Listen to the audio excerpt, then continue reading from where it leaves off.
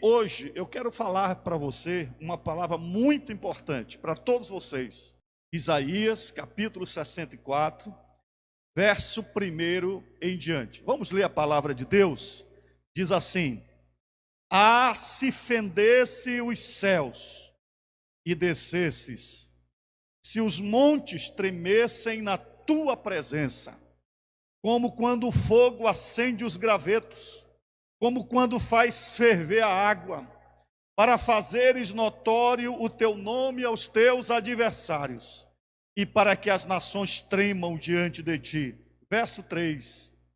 Quando fizestes coisas terríveis, que nós nem esperávamos, descestes, e os montes tremeram diante de ti. Porque desde a antiguidade não se ouviu, nem com ouvidos se percebeu, nem com os olhos se viu Deus além de ti, que trabalha para aquele que nele espera. Tu sais ao encontro daquele que com alegria pratica a justiça, daqueles que se lembram de ti nos teus caminhos. Eis que tirastes porque pecamos, porque por muito tempo temos pecado, como então seremos salvos? Todos nós somos como imundo, e todas as nossas justiças são como o trapo da imundícia. Todos nós murchamos como a folha, e as nossas iniquidades nos arrebatam como um vento. Não há ninguém que invoque o teu nome, que se disponha a pegar-se a ti, porque esconde de nós o teu rosto, e nos consomes por causa das nossas iniquidades. Verso 8. Mas agora, Senhor, tu és o nosso Pai, nós somos o barro, e tu és o oleiro, e todos nós somos obra das tuas mãos. Não te enfureças tanto, ó Senhor, nem te lembres para sempre da nossa iniquidade. Olha para nós, por favor, pois todos nós somos teu povo. As tuas santas cidades estão desertas, Sião virou um deserto, Jerusalém está arrasada. O nosso templo santo e glorioso em que nossos pais te louvavam foi queimado. Todas as nossas coisas preciosas se tornaram em ruínas. Diante de tais calamidades, como podes te conter, ó Senhor? Ficarias calado e nos afligirias ainda mais? Deus te abençoe. Escute uma coisa. Nesse momento em que o profeta Isaías faz esta oração, ele está derramando a sua alma diante de Deus. O profeta Isaías, ele profetizou durante o período de 4 reis. No período do rei Uzias, Jotão, Acais, Ezequias e possivelmente do reinado de Manassés, que foi filho de Ezequias, que foi um rei perverso, e ele matou Isaías, cerrando-o ao meio, e possivelmente Isaías seja o profeta cerrado no meio, conforme está escrito no livro de Hebreus. Este é o pensamento aceito pela tradição dos judeus. E Isaías, ele entra no cenário profético, num dos períodos mais difíceis da história do povo de Israel. Ele assiste no ano 700 a.C., quando o Império Assírio dominava a terra, e Deus usa o Império Assírio para levar as 10 tribos de Israel escravas para a Síria. E o reino do norte, que tinha como capital Samaria, foi para o cativeiro assírio e não voltou mais. Ficou apenas o reino do sul, com capital em Jerusalém, que era governada pelo rei Uzias, depois Jotão e depois Ezequias. E Isaías, inclusive, é o profeta que ora junto com Ezequias para que Senaqueribe, que levou as tribos do norte, não invadisse Jerusalém. Você lembra do milagre?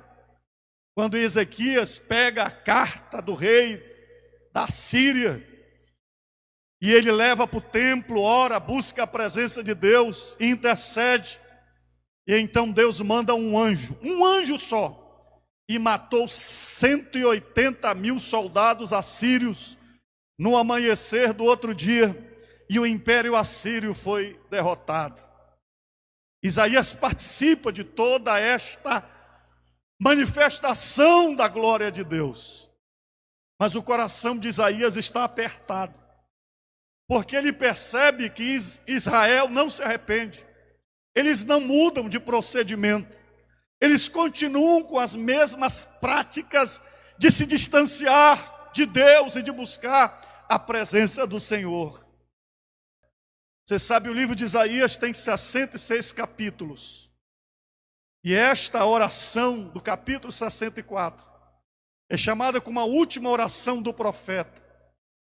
É a oração que Isaías faz olhando para o futuro, olhando para Israel, e ao mesmo tempo ele vê a falência daquele povo que virou as costas para Deus. E Isaías não vê uma outra saída, ele não vê uma outra solução. Então ele diz: ah, se fendesses os céus e descesses. Você está entendendo?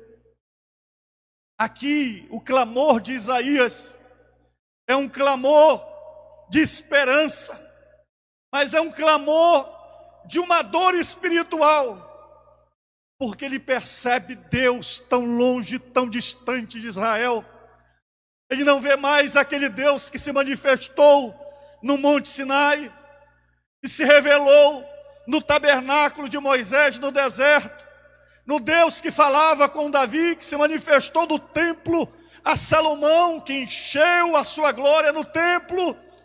Isaías percebe que Israel está sendo derrotado como nação, e ele percebe que a única esperança para Israel é Deus. Ah, se fendesses os céus e descesses. Sabe, queridos, quando eu li essa história, eu lembrei de nós, da nossa geração, porque vivemos o mesmo momento de angústia, de dor, na nossa família, na nossa vizinhança, na nossa cidade, no nosso estado, no Brasil e no mundo,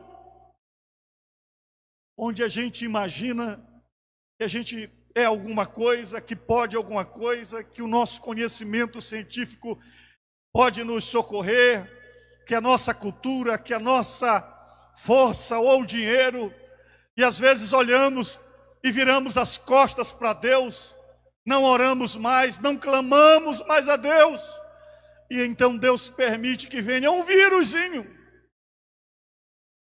venha algo invisível, e a gente vê as maiores riquezas, as maiores sabedorias do mundo simplesmente desmoronarem e ninguém tendo a resposta. E a gente sabe que só existe uma saída, só existe um caminho, é Deus. É gente orar para o Senhor e dizer: ah, se fendesses os céus e descesses.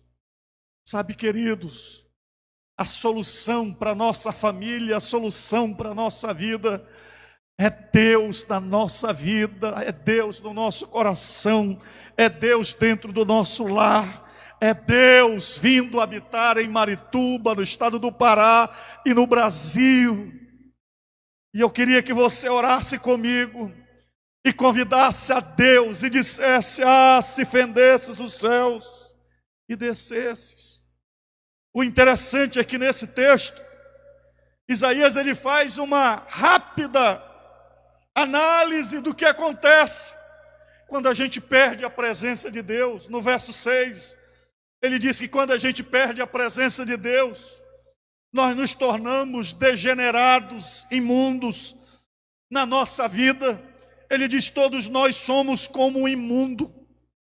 E essa imundície aqui é da alma, é do interior, porque o único padrão, a única referência que nós temos de limpeza, de pureza, não é a religião, mas é quando nós estamos na presença do Senhor. É a santidade de Deus que é a nossa referência. Talvez você se considere santo para a tua esposa, talvez você se considere santo para o seu filho, talvez você se imersa na vida de alguém que está pior do que você e você diga: eu estou melhorzinho do que o meu irmão. Mas na presença de Deus nós somos imundo, e a nossa referência de vida é o Senhor.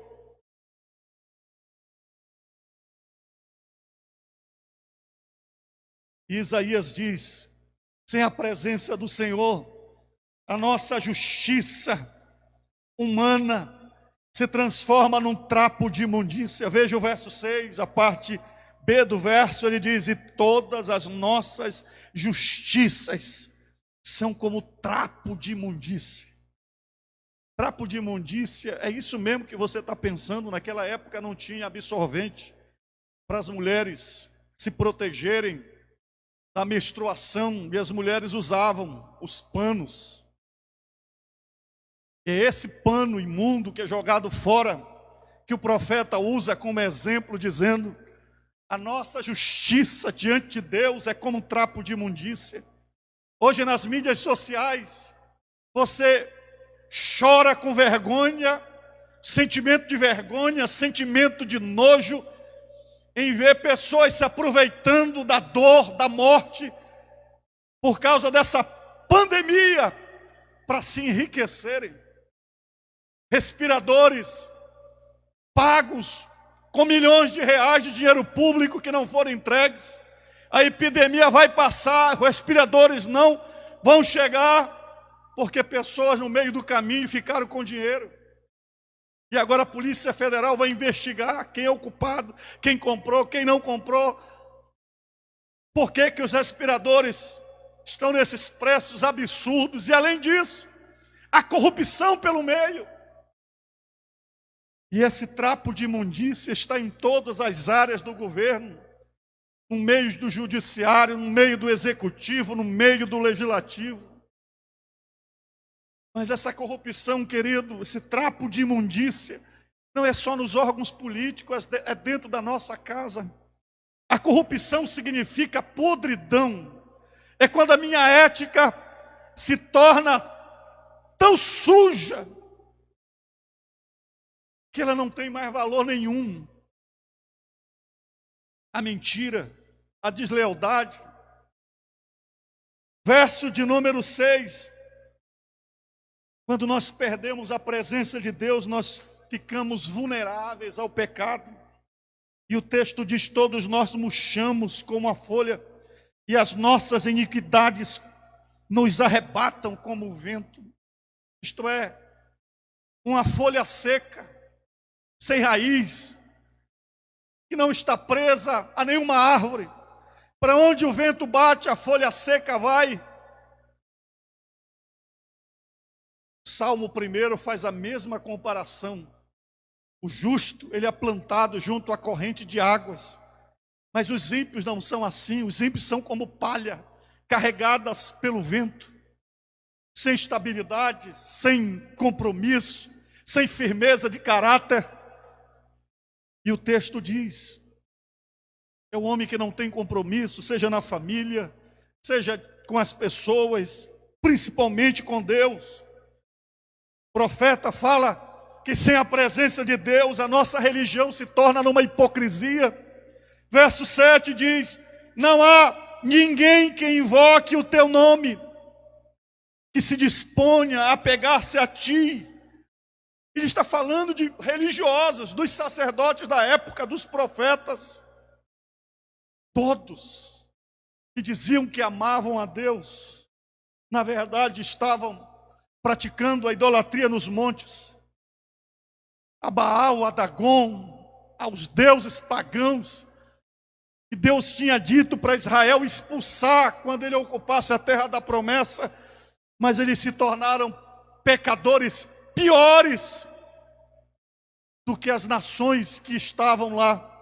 E então o profeta diz: já não há ninguém que invoque o teu nome, que se disponha a pegar-se a ti, que lute por ti, pela tua obra, pela tua causa. Sabe, querido, quando nós falamos de idolatria, a gente imagina que idolatria é apenas um ídolo pagão, é quando eu idolatro uma imagem de escultura no lugar de Deus. Não, a idolatria é qualquer coisa que ocupa o lugar de Deus na minha vida.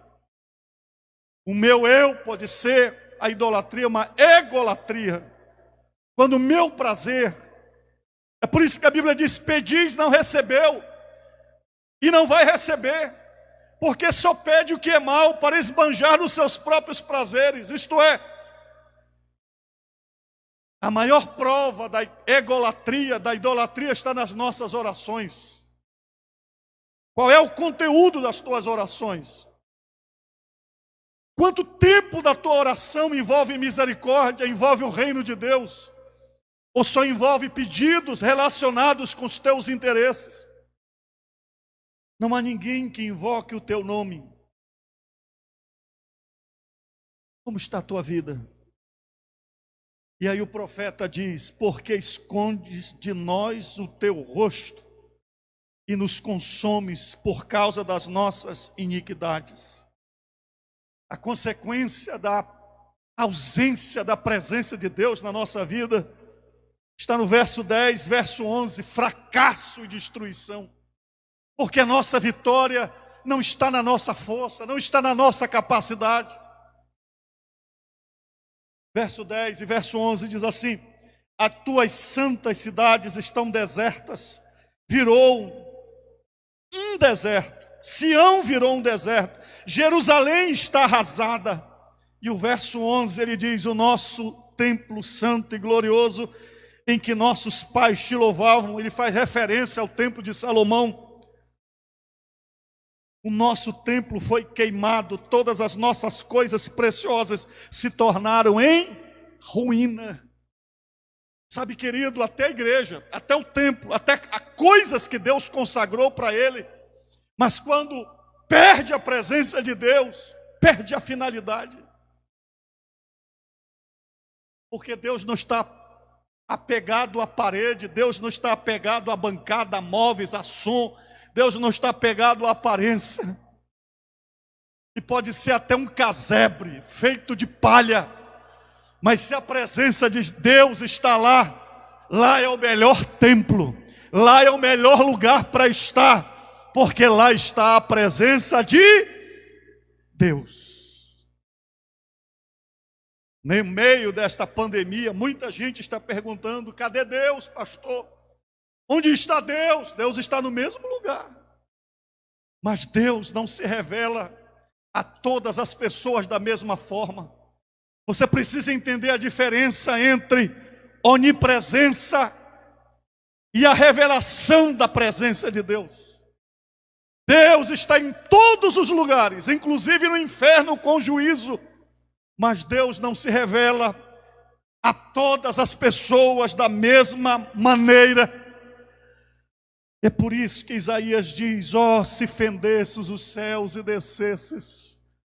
A minha oração nesta noite é: Senhor, vem em Marituba, Senhor. Vem nesta cidade. Vem sobre a minha vida. Vem sobre a família do teu filho. Vem sobre Belém do Pará. Vem sobre o Brasil. Reina, Senhor. Você quer orar comigo? Ó, se fendesses os céus e descesses. Aí na sua casa, faça essa oração. Diga: Senhor, ó, se fendesses os céus e descesses. Desce, Senhor. Vem com a tua glória, Senhor. Aleluia. Você acredita, como Isaías, de que a única solução para a minha vida, para a sua família, a única solução para o Brasil é a presença de Deus? Você acredita nisso? E em terceiro lugar, nós aprendemos com Isaías que quando ele pede para Deus se manifestar, Deus não vem do jeito que nós queremos. Aqui tem uma diferença muito grande. entre desejar a presença de Deus e você suportar a manifestação da presença de Deus como Ele quer se manifestar. Porque ninguém manipula Deus. Você não pode dizer: Senhor, vem na minha família, mas te enquadra dentro dos meus pecados. Senhor, vem para minha casa, mas vem conviver com esse pecadinho que eu não quero abrir mão. Quando você diz: Senhor, desce e vem, você vai receber a presença de Deus como um terremoto. Se você ler o verso primeiro, olha o que Isaías diz: se os montes tremessem na tua presença. Montes fala de orgulho, montes fala de presunção na presença de Deus. Mas se você é uma montanha, se você acha que é uma rocha, quando Deus vem, Ele vai fazer esses montes tremerem na sua presença. Ele vai desmontar você, Ele vai quebrar você. E é por isso que no Salmo 29, verso 4, diz assim: a voz do Senhor é poderosa, a voz do Senhor é cheia de majestade, a voz do Senhor quebra os cedros, sim, o Senhor despedaça os cedros do Líbano, Ele faz o Líbano saltar como um bezerro, e o monte Hermon pular como um boi selvagem. A voz do Senhor faz tremer o deserto, o Senhor faz tremer o deserto de Cádiz. Eu acredito que Deus está trabalhando o Brasil, Deus está trabalhando no mundo, Deus está fazendo um grande terremoto, para que todo mundo saiba que só Ele é Deus. É o terremoto do Senhor. Oh, se descesses como um terremoto, a tua casa vai cair, teu edifício vai desmoronar, muita gente vai ter que recomeçar de novo. E se você está disposto a dizer: Senhor, derruba o que tem que ser derrubado, desmonta os castelos que tem que ser desmontado, mas desce como um terremoto, Senhor, nós queremos ouvir a tua voz. Segundo lugar, Isaías pede a presença do Senhor como um fogo. Verso 2 ele diz: como quando o fogo acende os gravetos, como quando faz ferver a água. Ah, querido, eu quero dizer uma coisa para você: não importa o tamanho que você tem, você é um graveto diante de Deus. Você pode se imaginar o bambambam, você pode se achar melhor, você pode dizer que vai deter Deus, vai deter a igreja, você pode dizer que Deus não vai fazer isso, não vai fazer aquilo. Hoje eu li pela internet que um dos homens que mais perseguia a igreja, hoje morreu de Covid-19. Aí você diz: pastor, você está lançando praga? Não, muitos irmãos nossos já foram também, e eu estou pronto para ir. Se for a minha hora, eu estou pronto para ir. Mas eu quero dizer para você que diante do fogo de Deus, eu sou apenas um gravetinho para Ele queimar. Êxodo capítulo 13, verso 21. O Senhor ia diante deles durante o dia, numa coluna de nuvem, para os guiar pelo deserto durante a noite, numa coluna de fogo, para os iluminar, a fim de que caminhassem de dia e de noite. Isaías está dizendo: vem como fogo, Senhor. Deuteronômio capítulo 4, verso 24. Porque o Senhor, o Deus de vocês, é fogo consumidor, é Deus zeloso. Ele falou determinada vez para o profeta Jeremias, que assim como a prata de Israel estava misturada com a escória, Deus ia levar Israel, colocar no forno e aquecer o fogo para purificar a prata e tirar a escória, o que não prestava do meio da prata. Deus é fogo consumidor. Terceiro lugar, verso 2, Isaías pede para que o Senhor venha como um guerreiro. Veja o verso 2: para fazeres notório o teu nome aos teus adversários, e para que as nações tremam diante de ti. O Senhor vem como um guerreiro invencível. Josué capítulo 5, verso 13 a 15. Quando Josué está olhando para Jericó fechada, diz a Bíblia que Jericó estava fechada para que o povo de Israel não ocupasse a terra da promessa. De repente aproxima-se dele um personagem. Josué se aproxima dele, pensando que ele era uma outra pessoa, e pergunta no verso 13: você é dos nossos ou dos nossos adversários? Josué capítulo 5, verso 14, ele respondeu: não sou nem uma coisa nem outra, sou príncipe do exército do Senhor e acabo de chegar. Então Josué se prostrou com o rosto e terra e o adorou e lhe disse: que diz meu senhor ao seu servo? Manifestado ali a Josué era Jesus. E ele disse: tira as sandálias dos teus pés, porque o lugar em que você está é santo. E Josué fez assim. Quando Isaías ora e diz: Senhor, vem dos céus e desce. Isaías está pedindo esse guerreiro invencível que destruiu Jericó e deu vitória a Josué. E você conhece a história, as muralhas de Jericó caíram. E eu quero profetizar que no meio desta pandemia, que a gente parece sem solução, sem resultado, Deus, Ele vai nos dar a vitória completa. Deus vai nos encontrar a saída e as soluções, porque Ele é o Senhor dos exércitos. Você sabia que 2 nomes de Deus estão relacionados a batalhas como guerreiro? Uma é Jeová Sabaote, o Senhor dos exércitos. E o outro é Jeová Nissi, o Senhor é a nossa bandeira. Qual é o adversário que você está enfrentando? Qual é a luta que você está enfrentando?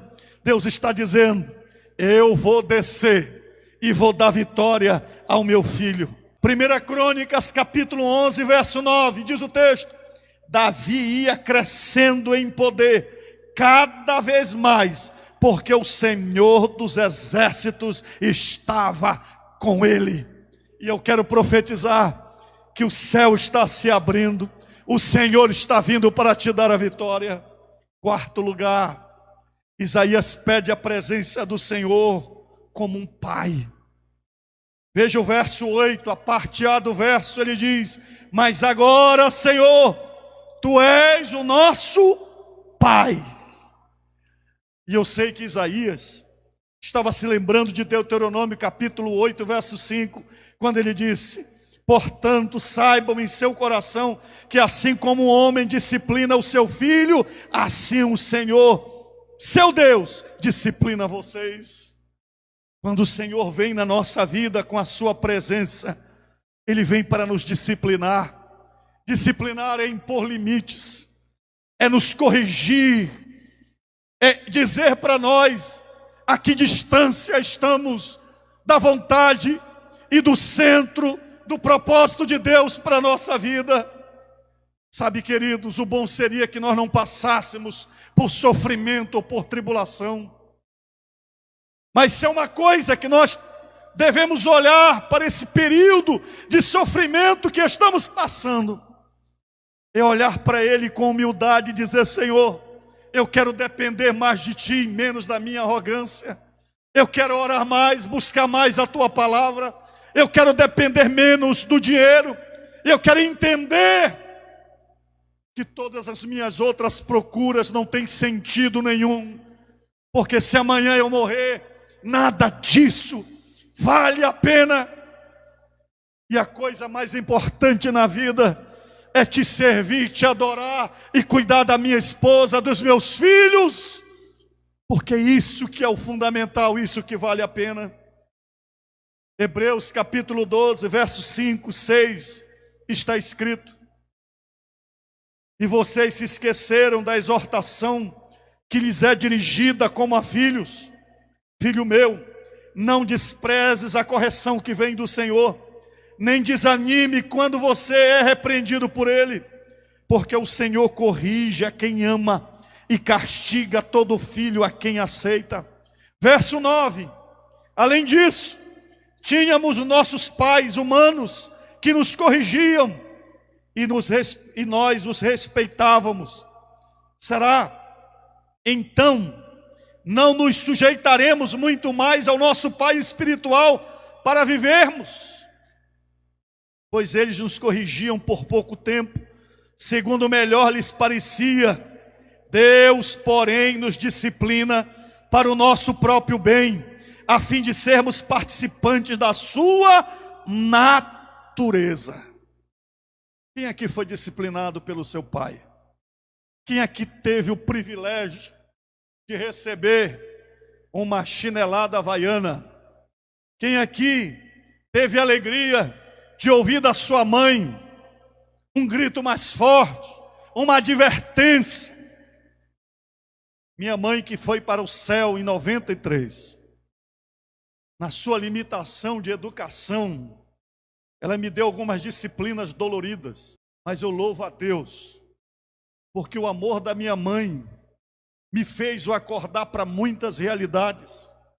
Mas o que o apóstolo está dizendo aqui, que se os nossos pais humanos nos corrigiam com todas as limitações deles, com o objetivo de nos preparar para uma vida melhor aqui nesta terra, Deus nos disciplina para a sua santidade. E o verso 11 ele diz: na verdade, toda a disciplina, ao ser aplicada, não parece ser motivo de alegria, mas de tristeza. Porém, mais tarde produz fruto pacífico aos que têm sido por ela exercitados, produz em nós fruto de justiça. Eu não vou perguntar quem aqui gostaria de ser disciplinado pelo Senhor. Disciplina é Deus tirar da vida o que não presta. É Deus tirar esse namorado da tua vida que não presta. É Deus tirar da tua vida esse emprego que está te atrapalhando. É Deus cortar da tua vida oportunidades que estão fazendo você menos crente. E aí você está orando e está dizendo: desce, Senhor, visita a minha casa. Deus também vai te disciplinar. Deus vem na casa de Zaqueu. O que Zaqueu faz? Senhor, se eu tenho roubado alguém, eu vou restituir 4 vezes mais. Se Jesus vier na tua vida, você não pode continuar roubando, mentindo, adulterando, vivendo essa vida que você leva. Se alguém está ensinando que você vai ser próspero, abençoado por Deus, vivendo essa vida de pecado, está mentindo para você. Não adianta você vir aqui na igreja, ou aí mesmo na sua casa, eu colocar as mãos na sua cabeça, se você não está disposto a seguir a vontade de Deus e a orientação do teu Pai que está no céu. A oração do Pai Nosso é: seja feita a tua vontade, aqui na terra, na minha casa, na minha vida, assim como é feita no céu. Quinto lugar, e ele diz: vem, Senhor, vem como oleiro. Verso de número 8, nós somos o barro, e tu és o nosso oleiro, e nós somos o barro, obra das tuas mãos. Na Bíblia toda, Deus gosta de nos comparar ao barro, e Ele como oleiro trabalha na nossa vida. Isaías 45, verso 9 diz: ai daquele que discute com seu Criador, sendo um simples caco entre outros cacos de barro. Será que o barro pergunta ao oleiro: o que você está fazendo? Ou diz: este vaso não tem alça? Você é um vaso nas mãos de Deus. Agora você é um vaso orgulhoso. Você é um vaso limpo. Você é um vaso útil a Deus. 2 Coríntios capítulo 4, verso 7, Paulo ele disse: temos porém este tesouro em vasos de barro, para que se veja que a excelência do poder provém de Deus, não de nós. Eu sei que eu sou um vaso, eu, pastor Enaldo, tudo que eu tenho, tudo que eu sou, tudo que eu realizo para Deus, não é porque eu seja alguma coisa, eu sou apenas um vaso. A excelência é de Deus, é o poder dele na minha vida. Se ele sair da minha vida, eu sou apenas um vaso de barro. Isaías está dizendo: vem na minha vida, Senhor, como oleiro. Se o vaso está sujo, se o vaso se rachou, se o vaso quebrou, se o vaso perdeu a utilidade, tu podes me reconstruir de novo. Jeremias capítulo 18, verso 3 a 6. Jeremias usa a mesma alegoria, quando Deus o manda ir para a casa do oleiro, e ele pede para Isaías ficar vendo o que o oleiro estava fazendo. E de repente, quando Isaías olha o oleiro, a obra que ele faz se quebra na mão do oleiro.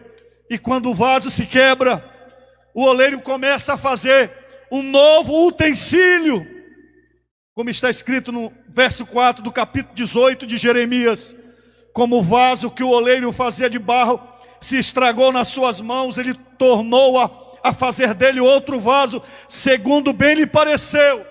E no verso 5 diz: então a palavra do Senhor veio a mim dizendo: casa de Israel, será que posso fazer com vocês como fez esse oleiro? Diz o Senhor: eis que como barro na mão do oleiro, assim são vocês na minha mão, ó casa de Israel. Quando Isaías diz: ah, se fendesses os céus e descesses, como um oleiro, conserta a minha vida, Senhor, restaura a minha vida. E eu quero orar por você hoje, porque eu estou orando a mesma coisa. Eu estou pedindo, dizendo: Senhor, vem como oleiro, vem como um guerreiro, vem como um fogo, vem queimar o graveto que sou eu, Senhor. Vem como meu pai, vem me disciplinar, vem me dizer o que está errado na minha vida. Mas eu quero a tua presença, eu preciso de ti.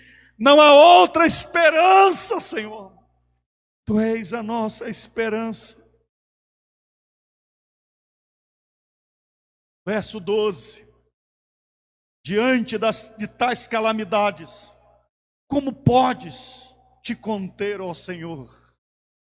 Ficarias calado e nos afligirias ainda mais? É essa pergunta que nós estamos fazendo para Deus. E estamos dizendo: Senhor, nós não suportamos mais. Nós queremos, porque Tu és o único que trabalha. Tu és o único que pode consertar o caos. Tu és o único que podes fazer o impossível. Tu és o único que podes trazer à existência as coisas que não existem. Verso de número 4: porque desde a antiguidade não se ouviu, nem com os ouvidos se percebeu, nem com os olhos se viu Deus além de ti, que trabalha para aquele que nele espera. Diga para Deus: Senhor, desde a antiguidade não há outro igual ao Senhor, não há outro. Quantos deuses aparecem, quantas pessoas colocam a esperança em homens, depositam a sua fé numa estrutura, num governo. Mas nós estamos dizendo: Senhor, o nosso ouvido nunca ouviu um Deus além de ti. Os nossos olhos nunca viram Deus como Tu, que trabalha para aquele que nele espera. E o verso 5: Tu sais ao encontro daquele que com alegria pratica a justiça, daqueles que se lembram de Ti nos seus caminhos. que o Senhor Deus vai descer na tua casa hoje. Ele vai tocar em você. Se você precisa do oleiro, o oleiro virá. Se você precisa do guerreiro, ele virá.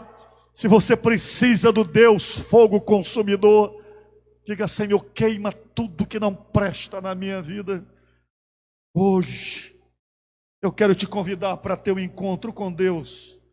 E eu quero orar por você em nome de Jesus.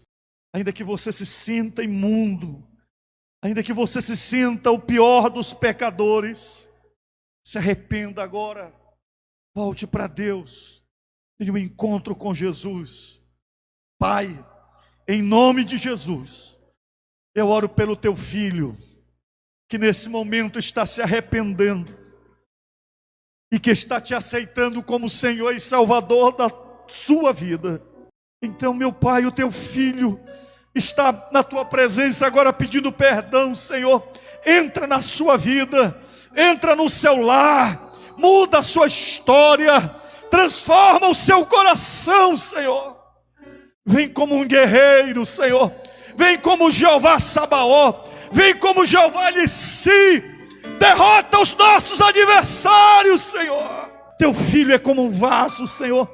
Ainda que hoje fosse um vaso rachado, um vaso inútil, um vaso sujo, mas quebra este vaso, Senhor. Tu és o oleiro. Faz um novo vaso, faz um novo homem, faz uma nova mulher, para que a tua excelência do teu poder esteja na nossa vida, Senhor, pelo poder do teu nome, Senhor. Vem com a tua salvação, Senhor. Vem com o teu perdão, vem com o batismo com o Espírito Santo. Vem com cura divina agora, Senhor. Eu oro por todos que estão doentes, até mesmo com a Covid-19, Senhor. Deus, sara o teu filho, Senhor. Oh, se fendesses os céus agora, Senhor, e descesse na casa do teu filho agora, meu Pai. Desce nesta casa, Senhor. Desce nesta sala, desce nesse quarto, desce nesse hospital agora, Senhor. Nessa UTI, meu Pai, faz o teu milagre, Senhor. Desce com a tua presença, Senhor.